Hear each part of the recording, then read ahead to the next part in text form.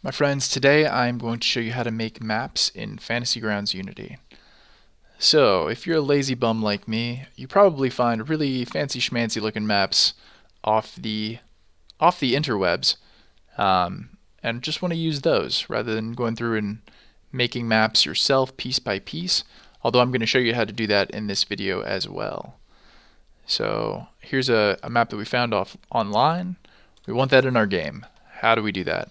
So first up, we're going to open up our assets. We're going to press this folder button, and this is going to take us to our campaigns. So this is all of the data for your campaign. We're going to go to images. I recommend creating a folder so that you're able to keep these things organized. We're going back to the map that we just downloaded, and we're just going to copy and paste that into our campaign data folder. So reminder, this is called Runes Desert Copy. Now that we'll go back into the game,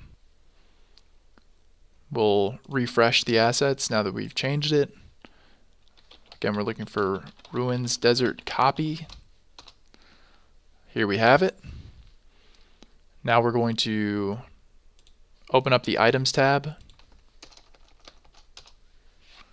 Now we're going to drag and drop this asset into our images. And when you do that, it will automatically pop up with a new image.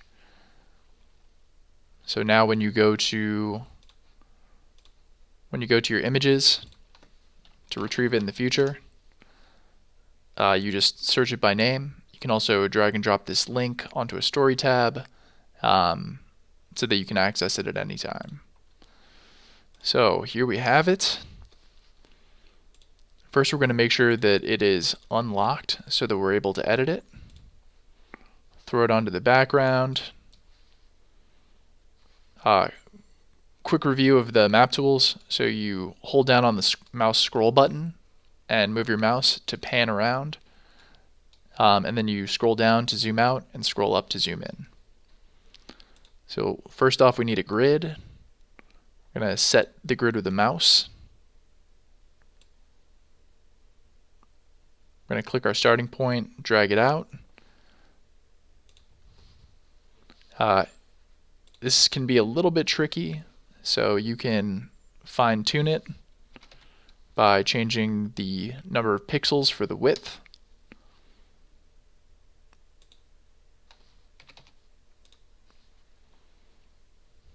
And it looks like that might be spot on. I usually just take a look at the far left side of the map and then just go diagonally and make sure, well, in this case we can't, but looks like we are on point. Yep, we're good. Then you can toggle the grid visibility if you don't really need a grid, like this one already has one built in. Or you could also change the color. Usually I go between white or black. I think for this map, black might look a little bit better. And then you can also change the opacity here. So how well you're able to see it. Let's say that we want to modify this map or add some things, subtract some things, whatever. We can search specific assets, like maybe we want an altar.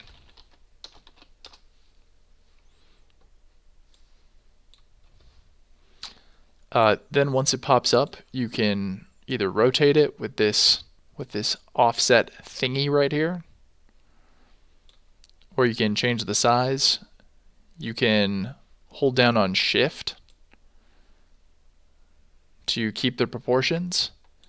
If you don't hold down on Shift, then the proportions will change. All right, easy enough. And you'll see that this is now adding to our layers here. So let's throw down something else as well. So you can choose what object is on top of which object here, just like Photoshop. So now we've actually put this behind our background by accident. So that is how you determine what is on top. You can also add some cool effects to your map. So if we add an effects layer right here, and maybe we want, for example, water.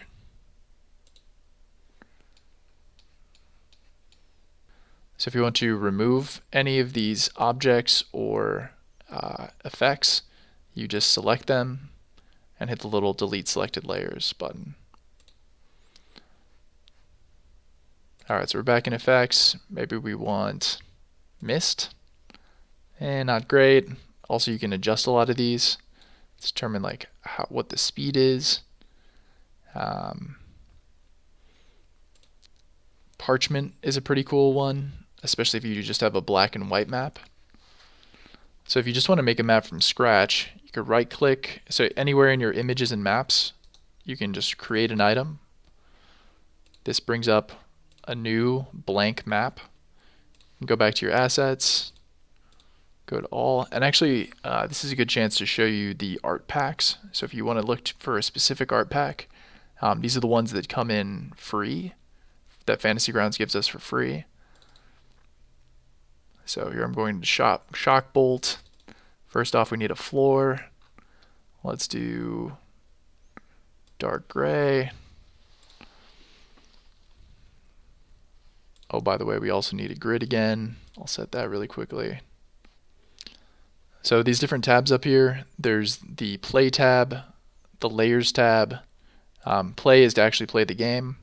The layers tab lets you select the items that are on the map and change them. There's a painting tab, which I don't use much. The effects, which we've gone over. Line of sight, which we'll get to later. Mask, which would hide everything and let you reveal things piece by piece as you go through. And then grid, which I've already showed you. So here we're going to create a quick background. So I'm just copying and pasting.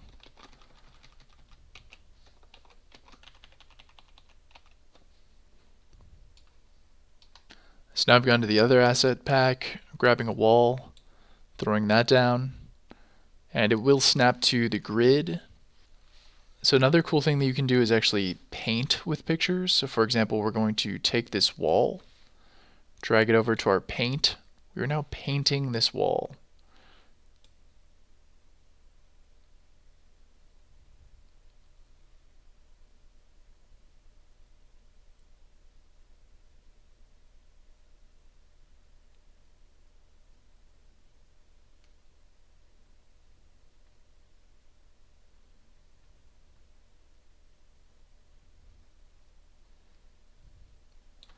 Okay, so I could have done better there, but you get the gist. Alright, so here I found a collection of tiles in the assets. So we're just going to drag and drop some of those onto the map, resize them a bit, and then you can just copy and paste to move those over.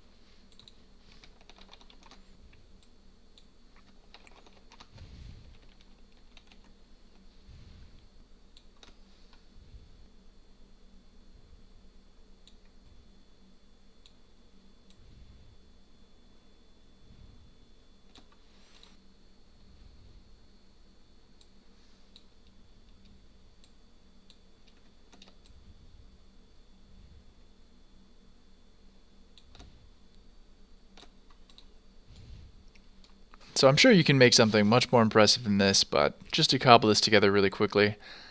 So what's really cool about these map tiles, for the ones that are supported by Fantasy Grounds, when you go over to the line of sight tab, you will see that they have line of sight built into them. So that is fantastic. And then for more information on line of sight, that's going to be coming up in my next video. Check out the link in the description for my full tutorial series. Hope this was helpful, and have a good one.